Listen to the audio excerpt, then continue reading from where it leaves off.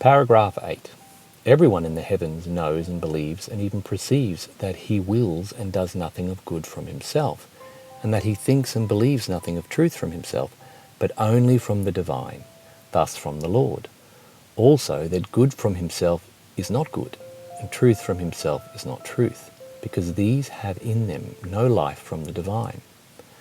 Moreover, the angels of the innermost heaven clearly perceive and feel the influx, and the more of it they receive, the more they seem to themselves to be in heaven, because the more they are in love and in faith and in the light of intelligence and wisdom and in heavenly joy therefrom.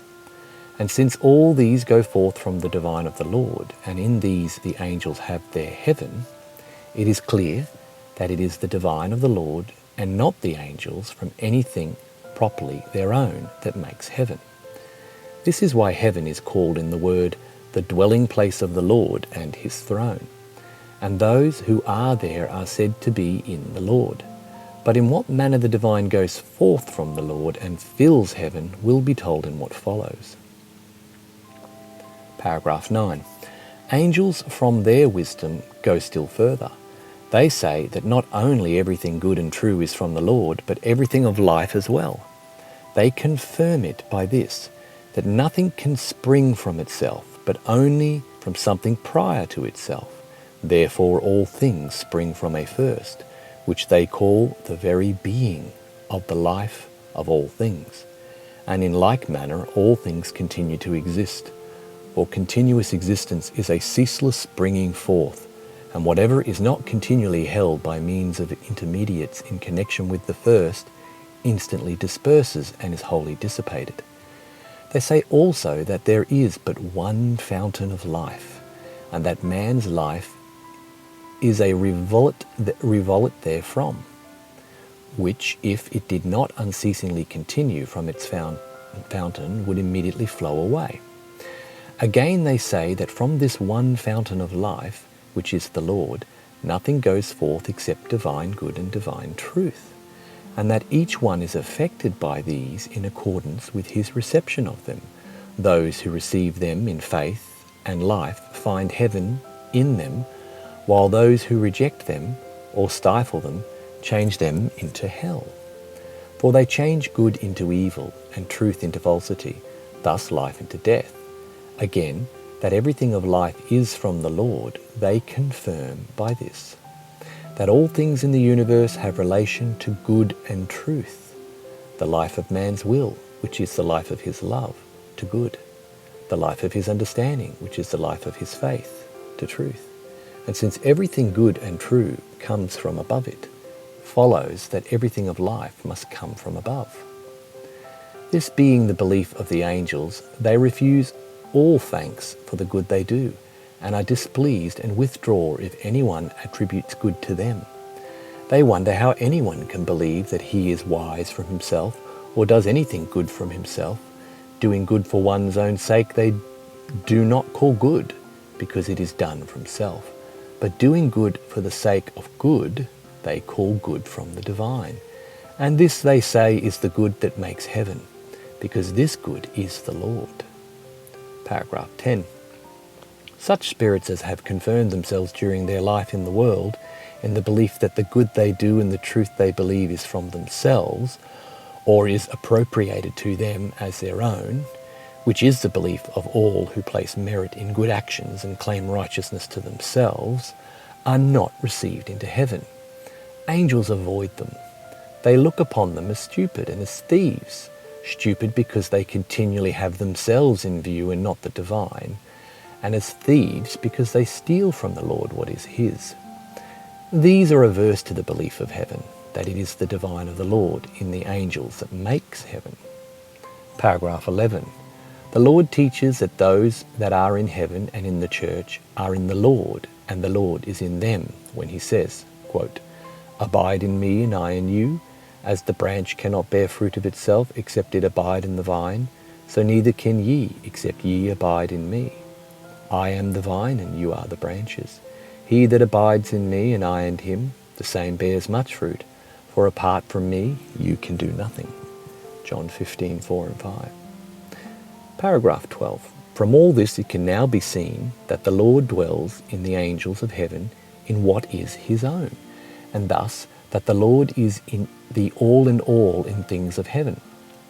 And this for the reason that good from the Lord is the Lord in angels, for what is from the Lord is the Lord. Consequently, heaven to the angels is good from the Lord, and not anything of their own. Paragraph 13. In heaven, the divine of the Lord is love to him and charity towards the neighbour. The divine that goes forth from the Lord is called in heaven divine truth, for a reason that will presently appear.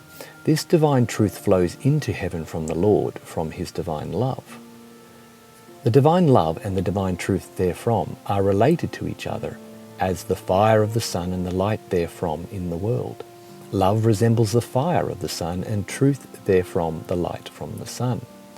Moreover, by correspondence, fire signifies love, and light truth going forth from love. From this it is clear what the divine truth that goes forth from the Lord's divine love is, that in its essence it is divine good joined to divine truth.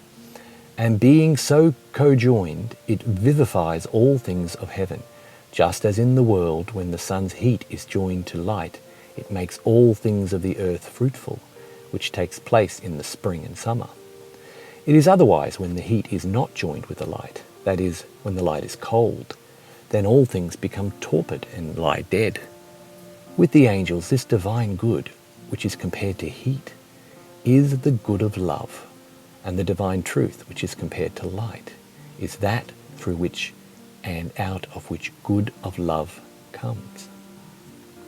Paragraph 14. The divine in heaven, which makes heaven, is love, because love is spiritual conjunction. It co-joins angels to the Lord and co-joins them to one another, so co-joining them that in the Lord's sight they are all as one. Moreover, love is the very being of everyone's life. Consequently, from love, both angels and men have life. Everyone who reflects can know that the innermost vitality of man is from love, since he grows warm from the presence of love and cold from its absence, and when deprived of it, he dies. But it is to be remembered that the quality of his love is what determines the quality of each one's life. Paragraph 15. In heaven there are two distinct loves, love to the Lord and love towards the neighbour. In the innermost or third heaven, love to the Lord. In the second or middle heaven, love towards the neighbour. They both go forth from the Lord, and they both make heaven. How these two loves are distinct and how they are co-joined is seen in heaven in clear light, but in the world only obscurely. In heaven, loving the Lord does not mean loving him in respect to his person, but it means loving the good that is from him.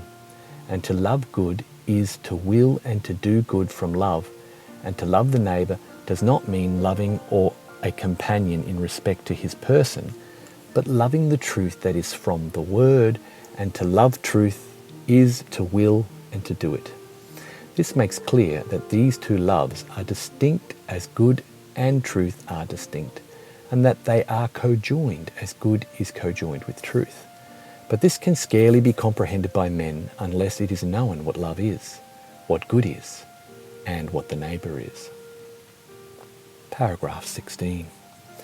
I have repeatedly talked with angels about this matter. They were astonished, they said, that men of the church do not know that to love the Lord and to love the neighbour is to love what is good and true, and to do this from the will, when they ought to know that one's love by willing and doing what another wishes, and it is this that brings reciprocal love in conjunction, and not loving another without doing what he wishes, which in itself is not loving. Also that men should know that the good that goes forth from the Lord is a likeness of him, since he is in it, and that those who make good and truth to belong to their life, by willing them and doing them, become likenesses of the Lord and are co-joined to him. Willing is loving to do. That This is so the Lord teaches in the Word, saying, quote, He that has my commandments and does them, he it is that loves me, and I will love him and make my abode with him. John 14:21-23. And again, if you do my commandments, you shall abide in my love.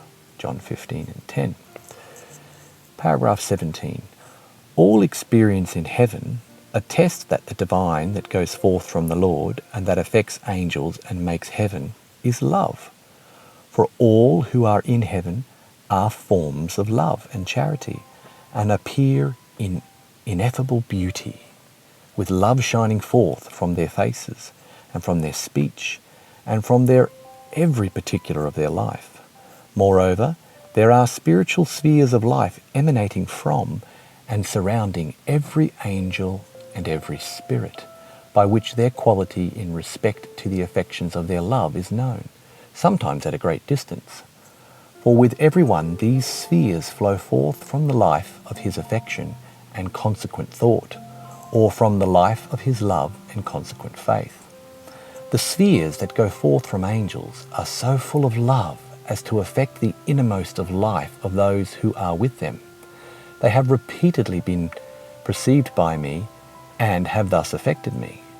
That it is love from which angels have their life is further evident from the fact that in the other life everyone turns himself in accordance with his love, those who are in love to the Lord and in love towards the neighbour turning themselves always to the Lord, while those who are in love of self turn themselves always away from the Lord. This is so, however their bodies may turn, since with those in the other life spaces conform to the states of their interiors, likewise quarters, which are not constant as they are in this world, but are determined in accordance with the direction of their faces. And yet it is not the angels that turn themselves to the Lord, but the Lord turns to himself those that love to do the things that are from him. But more on this subject hereafter, where the quarters in the other life are treated of. Paragraph 11. The divine of the Lord in heaven is love, for the reason that love is receptive of all things in heaven, such as peace, intelligence, wisdom, and happiness. For love is receptive of each and all things that are in harmony with it. It longs for them, seeks them, and drinks them in, as it were spontaneously, for it desires unceasingly to be enriched and perfected by them. This too man well knows, for with him love searches, as it were, the stores of his memory, and draws forth all things that are in accord with itself, collecting and arraying them in under itself that they may be its own, and under itself that they may be its servants. But other things not in accord with it are discarded and expelled. That there is present in love every capacity for receiving truths in harmony with itself and longing to cojoin them to itself has been made clear also by the fact that some who were simple-minded in the world were taken up into heaven, and yet when they were with the angels they came into angelic wisdom and heavenly blessedness, for the reason that they had loved what is good and true for its own sake, and had implanted it in their life, and had thereby become capacities for receiving heaven with all that is ineffable there. But those who are in love of self and of the world have no capacity for receiving what is good and true. They loathe and reject it, and at its first touch and entrance they flee and associate themselves with those in hell who are in loves like their own. There were spirits who had doubts about there being such capacities in heavenly love, and who wished to know whether it were true, whereupon they were let into a state of heavenly love, whatever opposed being for the time removed, and were brought forward some distance, where there was an angelic heaven, and from it they talked with me, saying that they perceived a more interior happiness than they could possibly express in words, and they lamented greatly that they must return into their former state. Others also were taken up into heaven, and the higher or more interiorly they were exalted, the more of intelligence and wisdom they were admitted into, such as enabled them to perceive what had before been incomprehensible to them. From this it is clear that the love that goes forth from the Lord is receptive of heaven and all things therein. Paragraph 19. That the love to the Lord and love towards the neighbour include in themselves all divine truths is made evident by what the Lord himself said of these two loves. Quote, "Thou shalt love thy God with all thy heart and with all thy soul. This is the greatest and first commandment, and the second like unto it is thou shalt love thy neighbour as thyself. And on these two commandments hang the law and the prophets." The law and the prophets are the whole word, thus all divine truth.